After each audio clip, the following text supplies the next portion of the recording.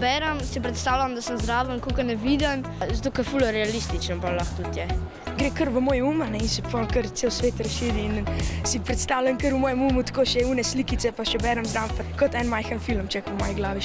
Kada jaz sem lik v zgodbi. Kada bi šel v knjigo in v bistvu se mi vse domišljuje v glavi, kar berem. Si tam lahko v bistvu vse predstavljaš in je čist neomejeno domišljije. Imajo pač neko moč, da ti grejo v glavo in potem si pač predstavljaš. Strip mi je zanimiv zaradi teh sličic, berem tudi knjige angleške včasih. Celje ima pa z letošnjim Almo M. Karlin, ki je svetovna popotnica in je znala več kot 10 jezikov.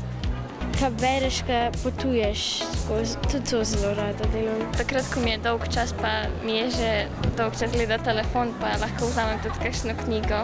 Mene recimo branje pomirja, tako je pa boljš, kot recimo, da bi šla gledati televizijo ali pa kaj.